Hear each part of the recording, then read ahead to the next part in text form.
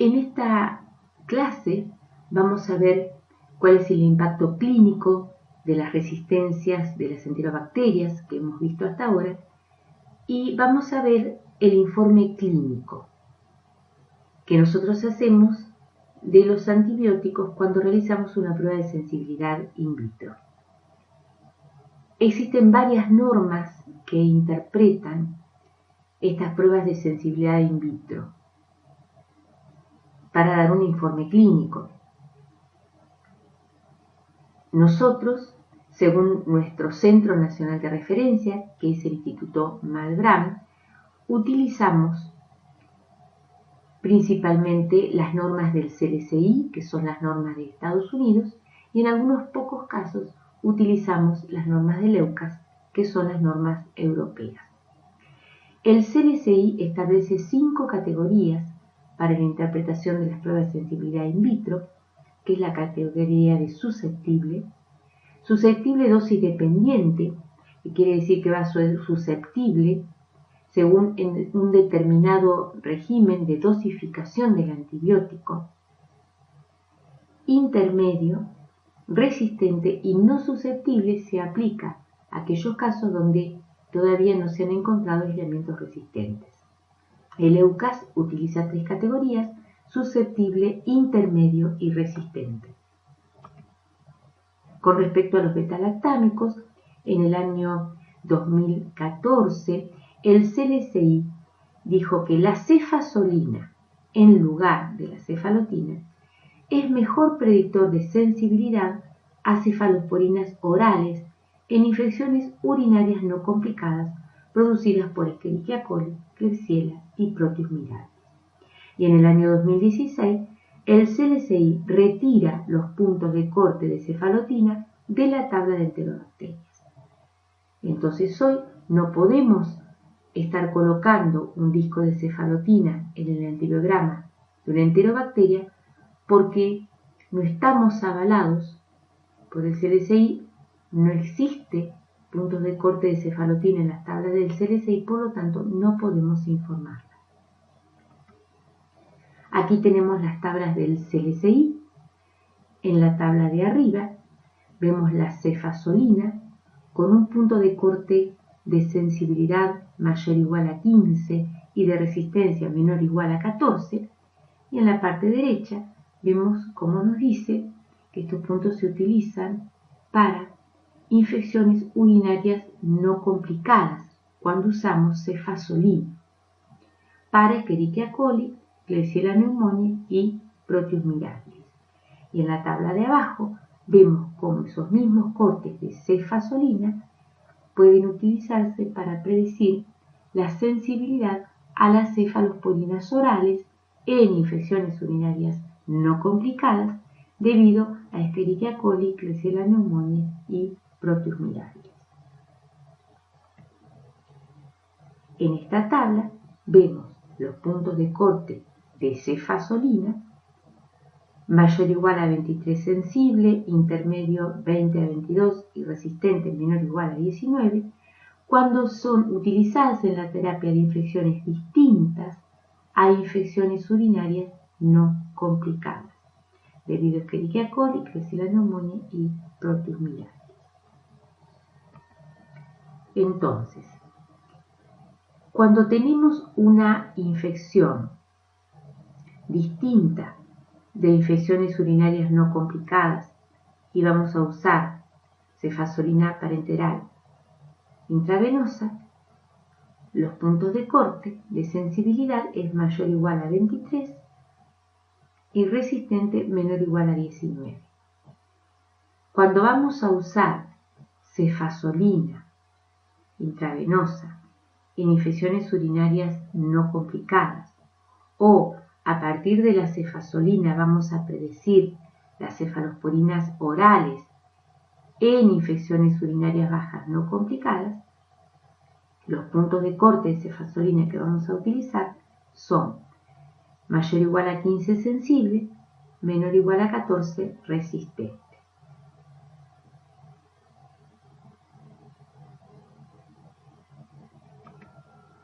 Modelo de informe.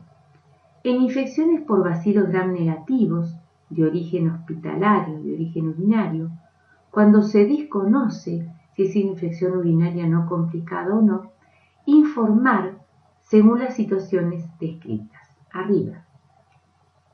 El aislamiento en estudio es sensible o resistente a las cefalosporinas orales cuando se utilizan como tratamiento de infecciones urinarias no complicadas exclusivamente. Utilizar el punto de corte, sensible mayor o igual a 15 y resistente menor o igual a 14 respectivamente. Cefazolina intravenosa sensible o resistente para infección urinaria no complicada exclusivamente, basado en un régimen de 1 gramo cada 12 horas, utilizar el punto de corte sensible mayor o igual a 15, resistente menor o igual a 14 milímetros respectivamente. Cefazolina intravenosa sensible o resistente para infecciones distintas de infecciones urinarias no complicadas, basado en un régimen de 2 gramos cada 8 horas, utilizar el punto de corte sensible mayor o igual a 23, resistente menor o igual a 19 milímetros respectivamente.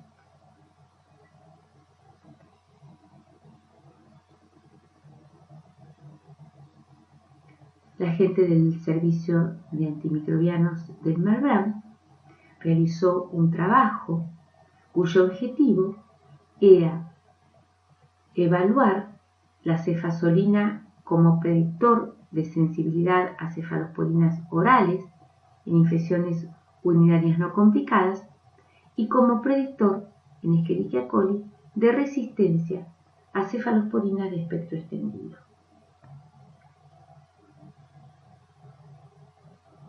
Para las mismas cepas de Escherichia coli, vemos en el gráfico de arriba que la resistencia a cefazolina es de un 4,7%, mientras que utilizando cefalotina, la resistencia a cefalotina es de un 18,4%.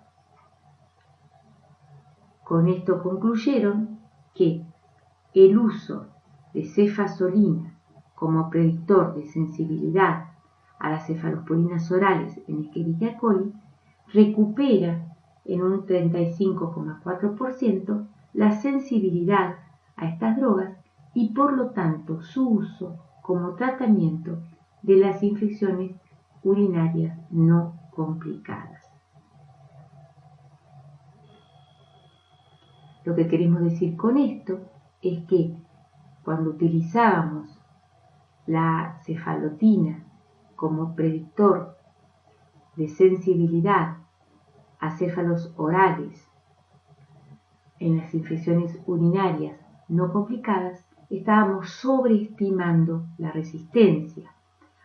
Les muestro un ejemplo. Nosotros en el año 2013, cuando realizamos las estadísticas y mostrábamos nuestras estadísticas a los médicos, presentábamos esto.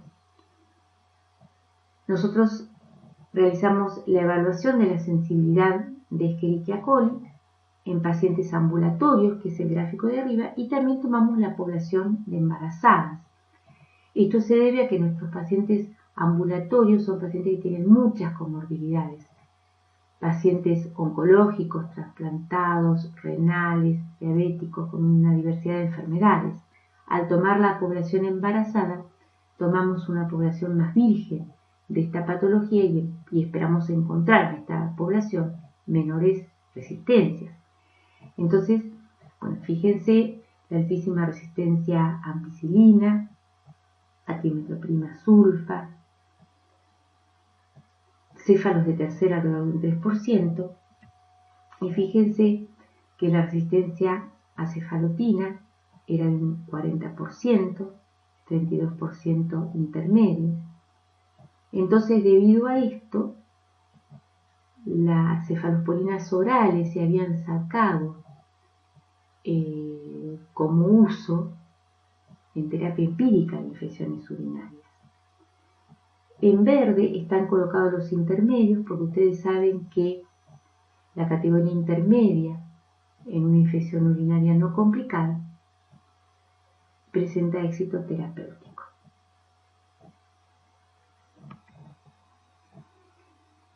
Estas son las estadísticas que presentamos este año para el primer semestre del año 2018. Alta resistencia a ampicilina, adrimetoprima-sulfa. Fíjense la cipro de a poquito viene escalando, pero ya estamos a unos niveles 18% en el total de ambulatorios y 10,3% en la embarazada. Ya no se puede dar tan tranquilamente ciprofloxacina como terapia empírica. La genta por debajo del 10%, nitrofuranos es muy poquita la resistencia, las cefalosporinas de tercera en un orden de 5,4% y de 0 para la población embarazada. Pero aquí lo que quiero que miren es cómo informamos la cefalexina, que es una cefalosporina oral, un 6% de resistencia en el total de la población y no encontramos cepas resistentes en la población embarazada. Entonces, a partir de este cambio de normas del CDCI, nosotros en nuestro hospital hemos recuperado las cefalosporinas de primera generación, no solo en el tratamiento dirigido, sino también en el tratamiento empírico de las infecciones urinarias no complicadas.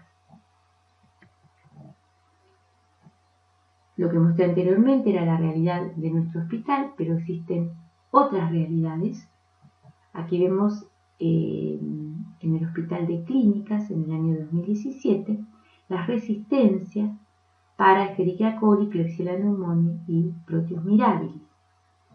Fíjense que para Escherichia coli ellos tienen un 16% de resistencia a cefazolina y también, como nosotros, una resistencia alta a TMS, a cipro y muy bajita la resistencia a nitrofuranos.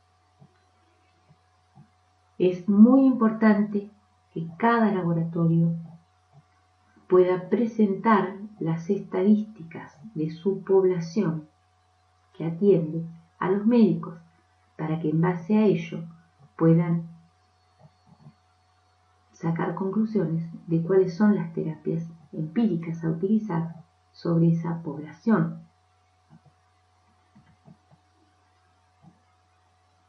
Aquí vemos en el gráfico de arriba el número de aislamientos y en el gráfico de abajo el porcentaje de aislamientos de enterobacterias B. Esto es la suma de ambulatorio e internación. Fíjense cómo en el año 2002 aumenta el año 2003 y luego cómo se mantiene constante, más o menos hasta el año 2012, 2013, y ya vemos en el año 2014 cómo comienza a subir el número de aislamientos, y también lo mismo pasa a partir del año 2013, cómo comienza a subir el porcentaje de aislamientos de enterobacterias B.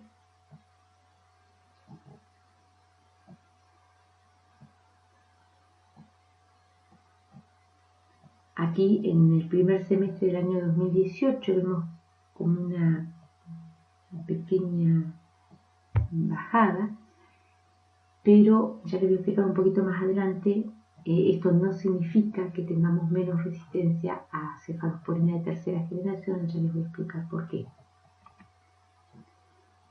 Esto fue lo que vimos en los últimos 5 meses del año 2015, si miramos el gráfico de la derecha que está en porcentaje de aislamientos de internación, fíjense cómo el 33% de nuestras Klebsielas eran BLE, el 11% de nuestras coli eran BLE y el 26% de los Enterobacter coacae eran BLE. Esto es internación. En los primeros 5 meses del año 2016 vimos un cambio epidemiológico importante. A partir de esa fecha, el 49%, ¿sí?, de nuestras Klebsiella fueron BLE, el 12% de las Escherichia coli B y el 3,8% de Enterobacter coacae B. vamos a ver en los gráficos que Enterobacter cloacae es muy fluctuante con el tema del porcentaje de ble. Depende de las cepas que circulan cada año.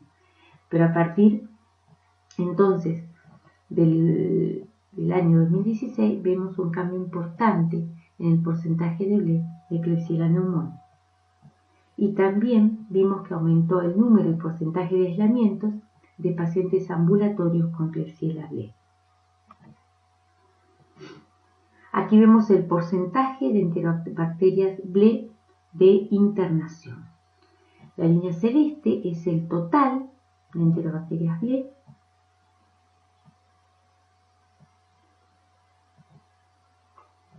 En amarillo vemos a Klebsiella pneumoniae. Aquí vemos el aumento importante detectado en el año 2016. En naranja, Enterobacter cloacae, como les dije, fluctuante. Y Escherichia coli, que es en rosado, vemos como un aumento continuo, una tendencia a un aumento continuo. Este es un gráfico de evolución de la resistencia de Escherichia coli. En amarillo está ampicilina, fíjense los altísimos niveles de resistencia. Trimetroprima sulfa, también muy alto nivel. En rojo la cipro, fíjense cómo vemos también una tendencia a aumento continuo. La cefalosporina de tercera generación en verde. La piperatazo en rosa, hasta hace unos años atrás. La piperatazo era una droga segura, fíjense que se mantuvo por muchos años, por debajo del 5%, pero ahora ya estamos alrededor del 10% con la piperatazo. Esto es Klebsiella pneumoniae, la evolución de la resistencia. La amicacina es una droga que fluctúa bastante según las cepas que circulan, pero fíjense los altísimos niveles, más del 40% en las cefalosporinas de tercera generación, piperatazo, fíjense en cipro.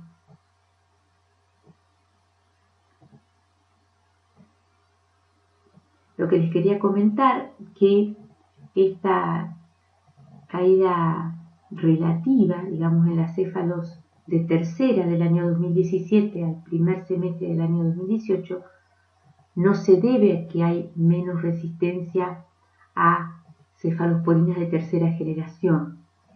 Se debe a que parte del nicho de las Klebsiellas ble ahora es tomado por las Klebsiella kpc.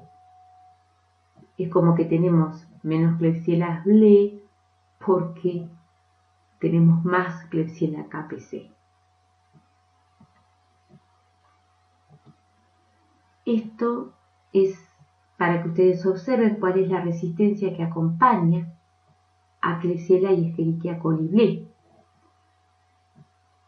Esto es sacado del año 2017 y primer semestre del año 2018. Klebsiella pneumoniae 46 aislamientos. Fíjense la altísima resistencia a genta, amica, cipro, piperatazo. El 80% de nuestras Klebsiellas ble son resistentes a piperatazo. 56% en trimetroprima sulfa. Escherichia coli presenta menos resistencia acompañante, 27 aislamientos, 37% de resistencia a genta, 8% de resistencia a mica, 52% de resistencia a cipro, 27% de resistencia a piperatazo y 59% de resistencia a trimetroprima sulfa. Esto es para que vean qué pasa a nivel nacional con Escherichia coli productora de ble. A la izquierda son los aislamientos de sangre, a la derecha los aislamientos de orina. Hay más resistencia en las provincias del norte que en las provincias del centro y sur. En las provincias del centro y sur, en sangre, el porcentaje de ble en Escherichia coli es de un 10 a un menos de 25%, mientras que en orina es menor, un 5 a menos de un 10%. Esto es Klebsiella pneumoniae, productoras de ble en sangre, tanto en el norte como en el sur del país. Más del 50% de las Klebsiellas aisladas de sangre son ble. Y a la derecha tenemos las Klebsiella pneumoniae aisladas de orina. En la parte centro-sur, las Klebsiella ble aisladas de orina son un 25 a menos de un 50%. Vamos a hablar un poco de las quinolonas. Arriba tenemos la tabla del CLSI. Vemos cómo hay diferentes puntos de corte para Salmonella que para el resto de las enterobacterias. Fíjense que el punto de corte de ciprofloxacina para Salmonella es más exigente que para el resto de las enterobacterias. Para Salmonella, el punto de corte de sensibilidad es mayor o igual a 31 y menor o igual a 20, resistente. Para el resto de las enterobacterias, para ciprofloxacina, mayor o igual a 21 es sensible, 16 a 20 intermedio, menor o igual a 15 resistente.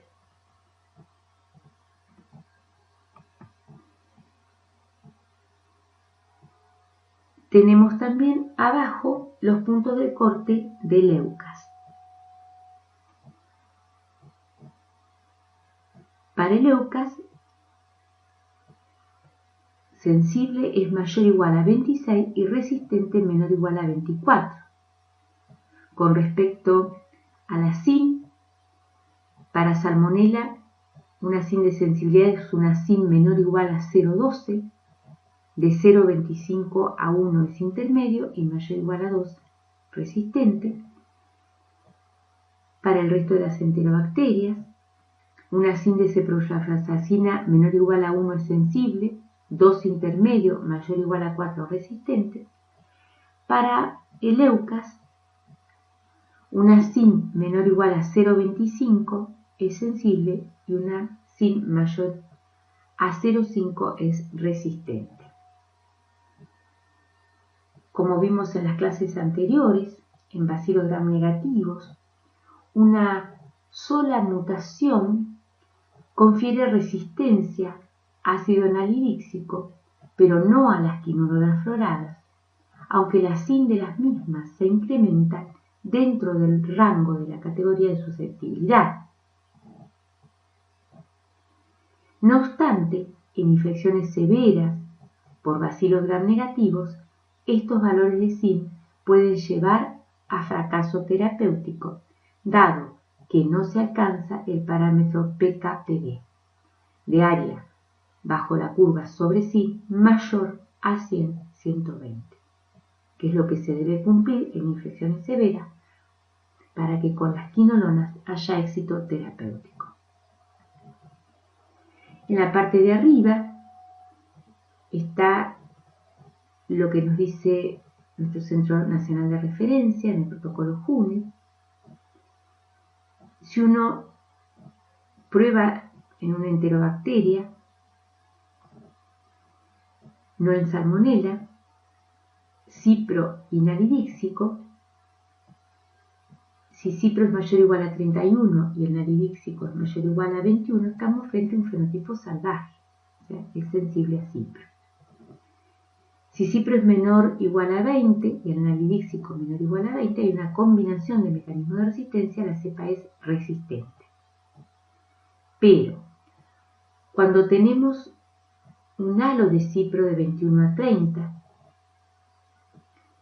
y un halo de nalidíxico menor o igual a 20, estos serían los mecanismos comunes de resistencia, las mutaciones, tenemos una sensibilidad disminuida a fluoroquinolonas, y en el caso de una cipro con un halo de 21 a 30 y un nalidíxico mayor o igual a 21, aquí ya estarían jugando los mecanismos plasmídicos, también tenemos una sensibilidad disminuida.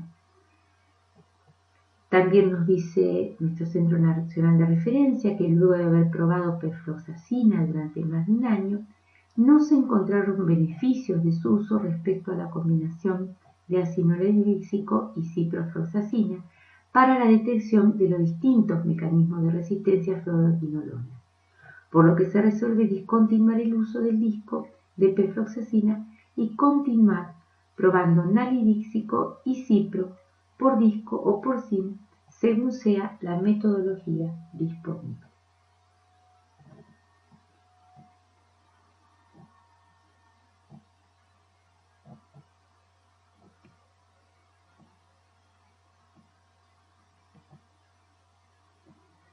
Esto lo vemos así porque fíjense las diferencias que existen entre los puntos de corte, como habíamos visto, de el CLCI y del EUCAS. El CLCI nos dice para enterobacterias no salmonelas que con mayor o igual a 21 es sensible. Y fíjense que acá estamos con un halo de cipro de 21 a 30, donde en realidad estamos hablando de una sensibilidad disminuida.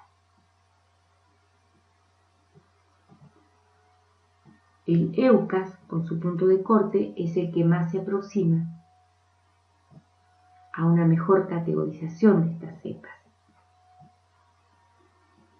Aquí vemos las CIMES. Según nuestro Centro Nacional de Referencia, nos dice que para enterobacterias no salmonela, una cipro menor o igual a 0,06 microgramos por mililitro y un nalidíxico menor o igual a 2 correspondería a un fenotipo salvaje sensible, una SIM de cipro mayor o igual a 2 y una SIM de nalidíxico mayor o igual a 4, una combinación de mecanismos de resistencia, pero con CIMES dentro del rango de sensibilidad como es 0,12 a 1, ya sea con una SIM de nal sensible o resistente, estamos frente a una sensibilidad disminuida a fluoroquinolona. Esto es muy fino, pero es para que entiendan un poquito. Si tenemos un nalidíxico con un halo de resistencia menor o igual a 13 y miramos la cipro, si la cipro es menor o igual a 20, ya es resistente o intermedio según el CLCI. Serían los mecanismos clásicos de resistencia. Con un halo de 21 a 30 de cipro,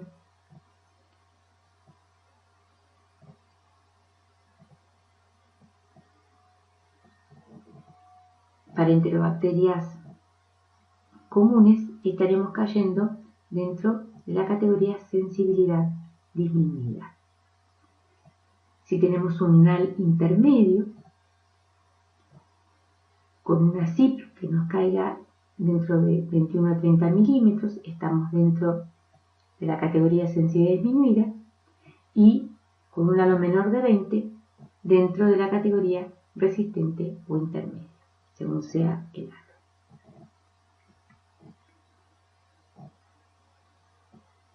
Si tenemos un nalidíxico de 19 a 20 o mayor o igual a 21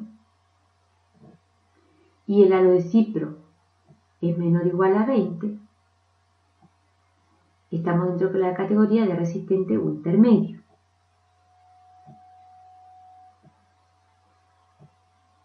Y si estamos en este caso de nalidíxico y unos halos de cipro de 21 a 30, estamos dentro de la categoría de sensible y estamos frente a mecanismos plasmídicos de resistencia, estos mecanismos plasmídicos elevan más la SIN a cipro que analítico, y la implicancia clínica de estos mecanismos plasmídicos de resistencia se desconoce. También podemos estar con un nalidíxico totalmente sensible, un halo mayor o igual a 21, y un halo de 21 a 30 cipro dentro de esta categoría. Si el halo de nalidíxico y el halo es mayor o igual a 21 y el halo de cipro es mayor o igual a 31, estamos dentro de una cepa wild type sin mecanismos de resistencia. Hay un mecanismo plasmídico que es la acetilación, que eleva los niveles de ciproinofloxacina y no de nalidíxico. También no toca levofloxacina, entonces si estuviéramos en este caso, podríamos chequear levo y hacer el delta entre el levo y cipro. Si ese delta es mayor o igual a 5, podríamos estar, ¿cierto?, dentro de este mecanismo plasmídico puro. Y si ese delta es menor o igual a 4, puede corresponder a algún mecanismo plasmídico, pero que no existe en nuestro país. Entonces, si ocurre esto, puede ser que estemos dentro de un error nuestro en las pruebas de difusión. Hay que volver a chequear. ¿Para qué todo esto? ¿Cuál es el impacto clínico de la sensibilidad disminuida a ciprofloxacina? ¿Por qué nos tenemos que dar cuenta que no estamos frente a una cepa wild type que ya tiene un mecanismo de resistencia? En una infección urinaria no complicada, vamos a informar sensible. Una sensibilidad disminuida va a tener éxito de tratamiento en una infección urinaria no complicada. Pero en una infección urinaria complicada, también como puede ser la de un varón, tenemos que informar la sensibilidad disminuida. Lo mismo en una infección urinaria con urosepsis o cuando tenemos localizaciones que son distintas del tracto intestinal y del tracto urinario.